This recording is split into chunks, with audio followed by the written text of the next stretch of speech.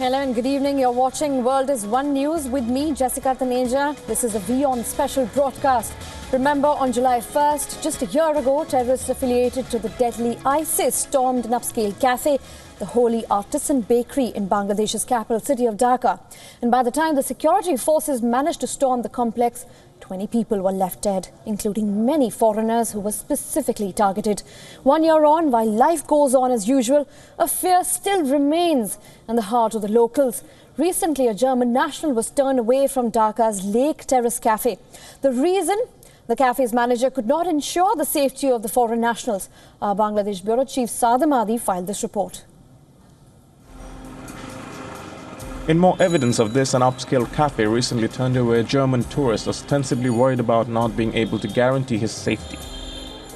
I feel very good, actually. I'm here since 3 months, for 3 months, and I feel very, very good. And, before I was never thinking about the incident in 2016, but this message, reminded me, and now I'm a little bit more tense. It is already 1 year ago, and actually I don't want to think about it currently. I know the situation all over the world is quite tough currently. You can be targeted by terrorism everywhere. Not just here in Bangladesh, but also in Germany and in England and everywhere. The manager of the Lake Terrace restaurant confirmed the incident, saying the landowner of the restaurant is worried about safety of foreign visitors. It's our main problem, landlord. Our building owner, this stops sometimes. Last due to Holey Artisan's problem, that time after closing our all foreign guests. The incident has divided restaurant owners in the city, with some suggesting that instead of relying on the police, they have had to improve their own security arrangements. Others claim that a year after the attack, security has improved. What I've realized is that what I've seen is that first couple of months, 1 or 2 months, it was a little slow. The business was slow. People was a little scared. But after 2 months, people got used to the fact and they got rid of their fear and they started coming again. We have increased our security. We have CCTV cameras. The government has been very helpful to us. They gave us direction, what to do, what not to do. The owner of the Holey Artisan Bakery, the site of the deadly attack last year, is surprised by the latest incident, saying it is a one-off. People are safe and secure, not exclude or discriminate. As I said, and it's not only that, of course, we have to do our part, and then the government also has to do their part to crack down on militancy and terrorism, which seems to be, going along well. Tourists in Dhaka that WION spoke to also said that they don't feel unsafe. Sure, so I've only been in Dhaka since July 3rd, and a lot of that has been during Ramadan, so things have been very busy with the shopping time for Eid. And I live in the Gulshan area, so I feel like there's a lot of security, and I've gone out to a few restaurants and really enjoyed it. I feel rather secure, to be honest. Yeah, I can walk freely, and I don't feel any problem. Loss of confidence among foreign investors and visitors has hurt Bangladesh's economy and reputation dearly. The police continue to battle extremists in several parts of the country. However, in Dhaka, the situation has improved according to the police. After the Holey Artisan incident, Gulshan Division has taken security measures. We have taken security measures everywhere of the Gulshan Division. We have increased our security personnel. Life since Holey Artisan has moved on, but as they say, the security crisis is global and not a concern of any one country. But an attack like the Holey Artisan Bakeries can only take place when authorities are caught off guard. In Dhaka, this is Saad Ahmadi for WION. And on the anniversary of this audacious terrorist attack on the Holey Artisan Bakery in Dhaka, Bangladeshis may ask two crucial questions here. Are we safer today than we were a year before? And where do we go from here? And to discuss more, we have with us WION's Bangladesh Bureau Chief Saad Ahmadi, and joining us from New Delhi is Shantanu Mukherjee, who's a security analyst and greatly talks about Bangladesh and politics. Thank you, both of you, for joining us on the broadcast. Begin by questioning you, Saad. Bangladeshis questioning this. Where do we go and what really is likely to happen from here on? Well, many of the restaurant owners I've spoken to have expressed surprise over this latest incident that has taken place where this restaurant in Dhaka's northern part has closed itself to foreigners. Now, they find it that it is an one-off incident because they're not willing to shut down their business, and closing it to foreigners will severely hamper their reputation, and that's not something they're willing to do. It is a responsibility of the restaurants as well as the government to ensure the security of the foreigners so such a situation does not arise. What I have gathered from my interviews with the restaurant authorities in the particular restaurant that we're talking about, Lake Terrace, they've said that it is a conflict and the landowner, and which is what has prompted them to shut down or temporarily close foreigners from visiting the restaurant until they find an amicable solution where they have to take permission from the government to be able to operate in that area. But having said that, many of the restaurant owners have also expressed their concern. They do not want their businesses to be targeted by terrorists, and for that matter, if foreigners are what draw the attention and attention to their business, that is not something they're welcoming. They're quite reluctant for in that matter. All right, sir. Then also coming to you, Mr. Mukherjee, it's been a year since that deadly attack took place. We keep hearing of more reports, as our bureau chief was also telling us. There has been another similar sort of incident, not really an attack, but another German tourist was asked not to go to a restaurant, a particular cafe, saying that they could not ensure her safety. What do you think is happening in terms of the security situation of the country?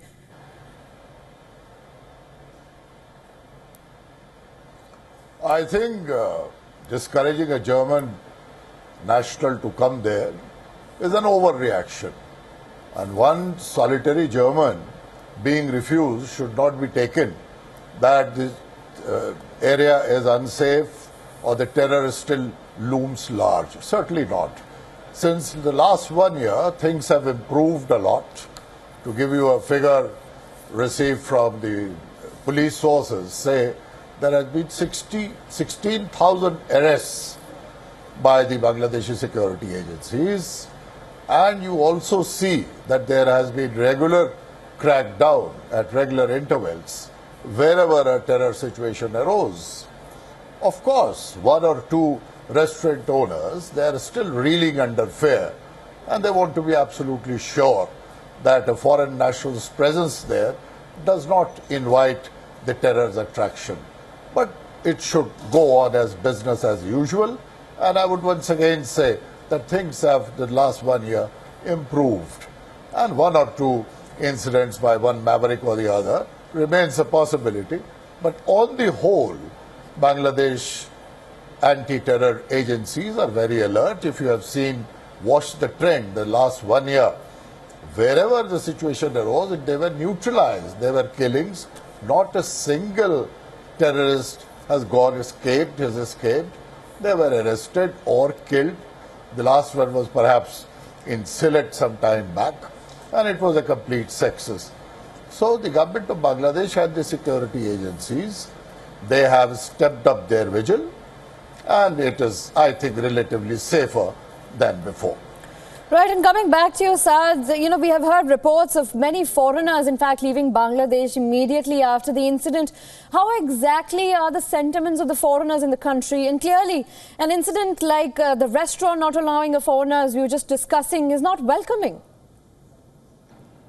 Jessica, quite contrarily, I have interviewed a number of foreigners while I've spoken to the German national who was refused, was barred entry into the particular restaurant that is now in question. A number of foreigners I've spoken to have actually said quite otherwise, that they are quite comfortable living in the city and they're having a normal life as usual in the city, and they do not find anything unusual to be worried about. Of course, all of them maintain their caution. They have their security protocols from the organizations they work for, but more or less everyone says that they don't quite feel very unsafe in the country for that matter. But the sentiment that I also gather is that they do have an extra level of caution when they travel, because they're all aware about and they're familiar with the incident that had taken place last year in Dhaka. Right, Sadhan, you've also been speaking to the restaurant owners. How are they looking at the situation? Are they apprehensive of perhaps another attack, or do they feel secured after all? essentially most restaurant owners I've spoken to are welcoming to foreigners, and they want to run their business the way they have run. There have been a decline in visitors, particularly foreign visitors in their restaurants by nearly 20% or even more in some of these restaurants. They don't want their businesses to be targeted by terrorists, and for that they have taken security measures. And the essential sentiment is that they want to continue the business, and it has come back from a decline they've experienced immediately after the July attack, and they want to continue with it. And with the security they have ensured, they hope that the confidence will grow. But at this particular time, they are going through a bit of a low compared to the previous times they have operated in the city.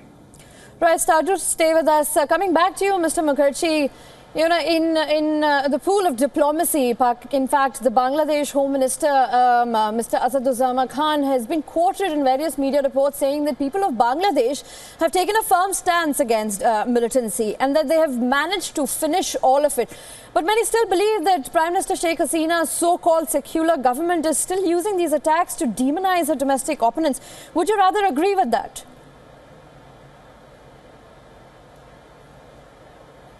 No, certainly not. There is in this case in Bangladesh, after the Holey Artisan Bakery attack last year, we see a very visible political resolve, a determination and will on part of Hasina-led secular government to finish the terror. Now her political opponents, Bangladesh is a highly politicized state, and her opponents are always on the lookout of finding some fault with her. So I don't personally, having served in Bangladesh, have been following as an analyst on Bangladesh terror, I don't think she is completely determined, along with the secular forces, to finish terrorism and the terrorists in Bangladesh. There's no doubt about it. Of course, there are the rightist fundamentalists and jihadi elements in Bangladesh and in large number who are always on the lookout of reviving some subversive and terrorist activities by harming individuals or the cafes like that. Now, you mentioned about this bakery and Gulshan and the Home Minister's statement. Now, Gulshan, as you would know, is a very happening place, and the foreigners frequent a lot. There are all the embassies, particularly of the Western countries, are situated there. So it is bustling with their movement, and they would not like to abandon their plans of enjoying a drink or anything, snacks, in these restaurants. They may be cautious than previously, they are cautious than before, but certainly it is business as usual and everything is normal. And I would reiterate what I said just now about Hasina's. Definitely is not trying to demonize, it is absolutely in objectivity and trying to finish off terrorism. That's a challenge for the government, and they are doing well. But I would add here. Right, go ahead, Mr. Mukherjee. Sorry, can I take a minute? Sure, go ahead, Mr. Mukherjee. Now the thing is that what is needed now, Latika, is that they must intensify their intelligence machinery. I must say this with complete confidence because of my intelligence background and as an analyst, that they should pool all their resources and try to get as much intelligence as possible to act on any actionable intelligence so that everything can be neutralized on time and the things are prevented from happening again and again. That is one grey area which I see, that they need to step up their intelligence rather vigorously. Right, Mr. Mukherjee. And Saad, the government of Prime Minister Sheikh Hasina came under a lot of fire after the Holey Artisan Bakery attack, and clearly a challenging job for Prime Minister Sheikh Hasina. Do you feel assured by the government about their safety measures, or do you think there is more to be done here?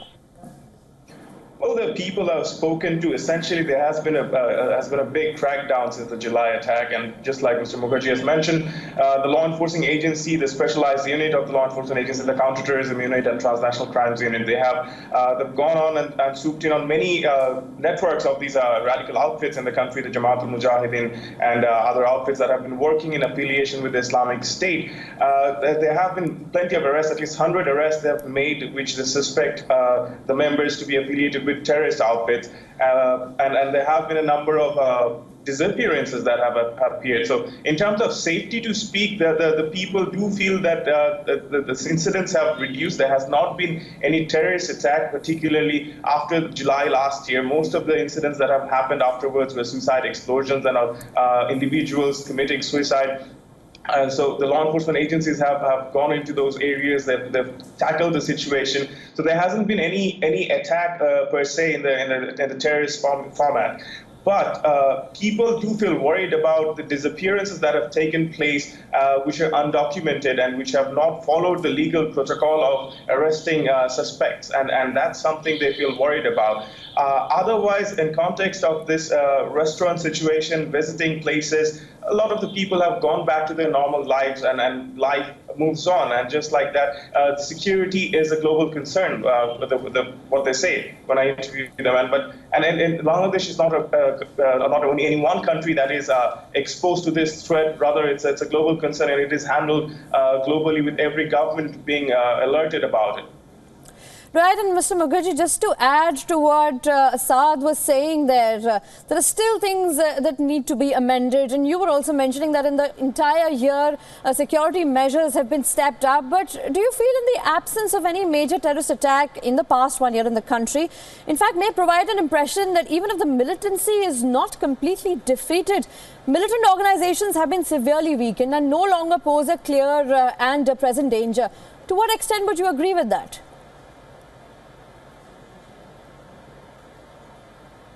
Well, I agree largely, but at the same time, I have a glimmer of hope that all is not lost. And if you think that Bangladesh is having absolutely a zero terror future, then we are slightly mistaken. We have to be realistic about it. You see the far advanced Western countries with very sophisticated system of intelligence and security outfit in their presence. Say Paris, there had been repeated attacks since 2014. And see Istanbul, Turkey, see Belgium, they have had. And Bangladesh, as compared to that, is still struggling, but because of the resolve and the will and the kind of professionalism they try to introduce, they are absolutely able to enforce, try to contain terror. And we should be mentally prepared to see one or two attacks, because the sleeper cells or the terror outfits like Jamaatul Mujahideen Bangladesh, the JMB, not the armed group, but otherwise the fundamentalist right reactionary and the fanatic group like Hifazat-e-Islam, they are definitely waiting in the wings and they are trying to strike. But perhaps thanks to the vigilance and the alertness of the security agency, they are unable to strike. But if they strike at all, because sometimes the guard may be lowered somewhere and they might, like what happened in the Western countries, we saw in London, we saw in Manchester. So these things are a recurring phenomenon. It is of the global magnitude, and Bangladesh is really doing very well in tackling terror with severe constraints and not such professional, organizational, I would not say ability, the structure at its disposal. But definitely they are doing that. But at the same time, I would say again that you should be prepared, one or two strikes here and there.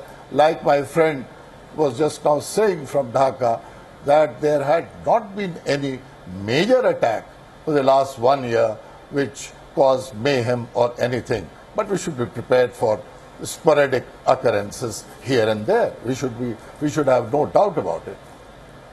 Right, Mr. Mukherjee, interesting that you pointed out the JMB. In fact, the counter-terrorist unit in Bangladesh on Friday had arrested Sohail Mahfouz, also known as Nasrullah, a suspected terrorist who they say smuggled explosives from India for carrying out the bakery attack in Dhaka. And in India, does that really raise questions that is India being a safe haven for radical members and also a source of supplies here?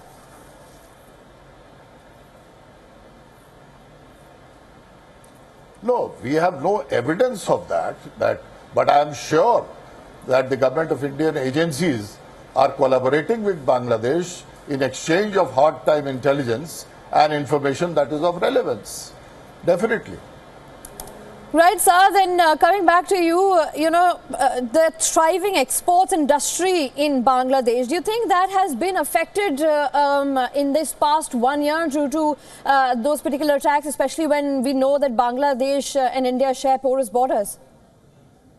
Absolutely, Jessica. The exports have dropped compared to the previous years, particularly the ready-made garments industry has suffered. But because of the foreigners being restricted and some of them maintaining caution in terms of visiting the country, and this particular year particularly has been just 1 year after the terrorist attack. And so within this time, they have maintained their caution in traveling places. A number of them have held meetings outside of the country, fearing possibility of further attacks that have taken that they have apprehended. So it's going to take some time for them to recover from these losses just as much as the restaurant owners.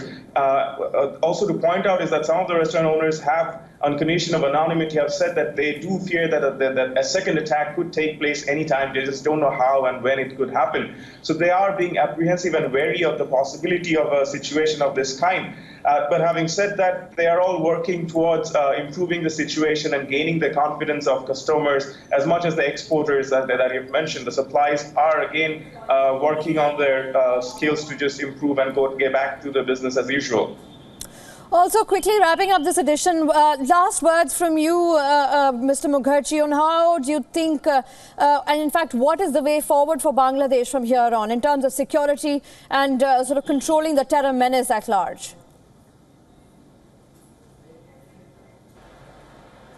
Well, Bangladesh should come on board with neighboring country India and other Western countries, because nobody likes to see Bangladesh stricken by terror, and seek their assistance, seek their technological help, exchange of information and intelligence to gear up, and better training facilities to its anti-terror forces, the outfits, whatever they have, the counter-terror, they should be well equipped.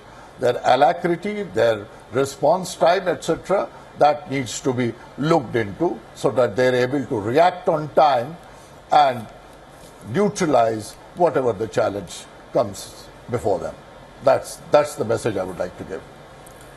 All right, Mr. Mukherjee. And Saad, if one may say that one of the key elements of an effective, comprehensive counter-terrorism strategy is in fact an anti-radicalization program, do you see that as a way forward to sort of bring peace in the country? Absolutely, Jessica. As much as the counter-terrorism efforts are required, the law enforcement agencies have also mentioned that de-radicalization of the existing terror suspects or the terrorists is also very important and crucial aspects. So psychological and psychosocial behaviors need to be studied, and it's not just the responsibility of the law enforcement agencies or the government. It's a social phenomena that needs to be addressed and tackled. The families need to work, and there needs to be a collective effort put in place to make sure that such kind of radicalization doesn't take place in the country. Having said that, I've talked to the chief of the Counterterrorism and Transnational Crimes Unit, and he has assured in his language that an incident like Holey Artisan will not be repeated in the country because they've taken the lessons and they have strengthened the intelligence network as well as the law enforcement deployment to ensure that such a situation does not happen again. But it's a matter of time to see how that is put in place and make sure that people feel safe in the country. All right, one last thing I'd like to know from the both of you. Do you think both India and Bangladesh are strong allies? Do they need to show, in fact, share more intelligence reports with each other in order to sort of curb the kind of terror menace or sort of help each other out in a way? Mr. Mukherjee, you first.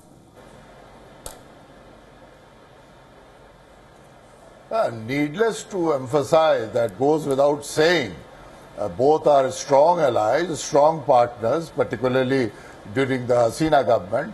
And our government, that is government of India, is extending all help. There has been visiting by Hasina in the month of April. Last September, our Prime Minister had also gone to Dhaka.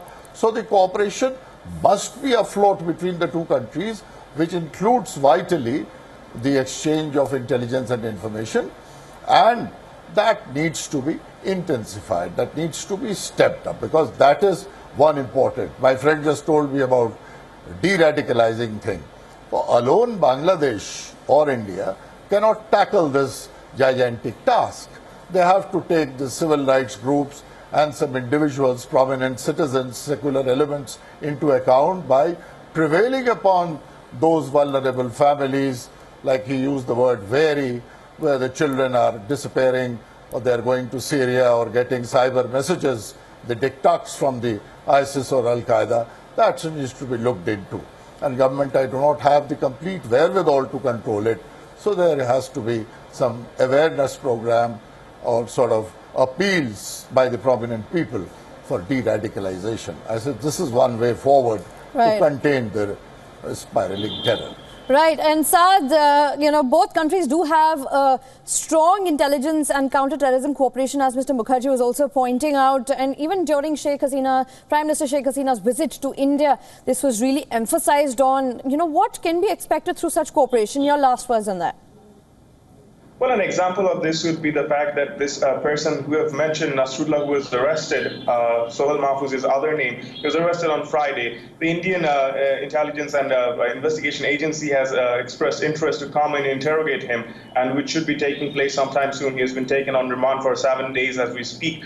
So that is part of those cooperation, and counterterrorism and intelligence cooperation between India and Bangladesh is already existing and